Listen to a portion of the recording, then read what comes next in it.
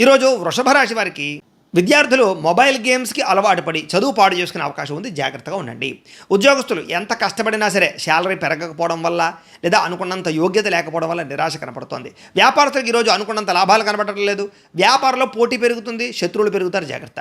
స్త్రీలు భర్తను సరిగ్గా అర్థం చేసుకోలేకపోవడం వల్ల విభేదాలు కనపడుతున్నాయి. విదేశాలు వెళ్ళాలనుకునే వారికి ప్రయత్నాలు కొంచెం వాయిదా వేసుకోండి. వీసాలు రిజెక్ట్ అవుతాయి. ఊహించని ఖర్చులు, ఇంటికి అవసరమైనటువంటి ఖర్చులు, అనవసరమైన ఖర్చులు పెరిగిపోవడం వల్ల ఇబ్బందులు.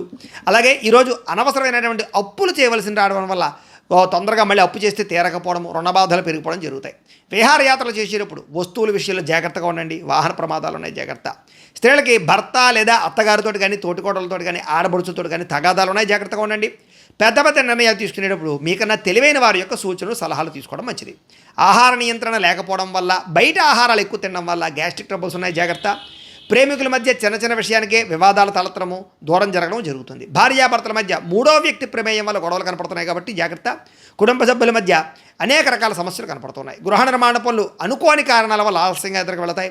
కొంతమంది మీ రహస్యాలు తెలుసుకుని మిమ్మల్ని బ్లాక్మెయిల్ చేయడానికి, బెదిరించడానికి ప్రయత్నం చేస్తుంటారు. అలాంటి వాళ్ళతో జాగ్రత్తగా ఉండాలి. శివుడు అంటే మీకు ఇష్టమైతే కనుక ఆయన్ని తలుచుకుని ఒకసారి లైక్ చేయండి. ఆయన ఆశీస్సులు లభిస్తాయి. అలాగే రేపటి రాశి ఫలం కూడా మీకు రావడానికి సబ్స్క్రైబ్ చేసుకుని ఫాలో అవ్వండి. ఇక్కడ కనపడుతున్నటువంటి ఈ లింక్ మీద మీరు క్లిక్ చేసినట్లయితే ఈరోజు ఇంట్లో శివుడికి ఎలా పూజ చేసుకోవాలో వీడియో వస్తుంది. ఆ వీడియోని ఎదురుగుండా పెట్టుకుని మీ ఇంట్లో ఈరోజు శివ పూజ చేసుకోవడం వల్ల మీకు ఈరోజంతా శుభప్రదంగా ఉంటుందని తెలియజేస్తూ లైక్ చేయడం మాత్రం మర్చిపోకండి.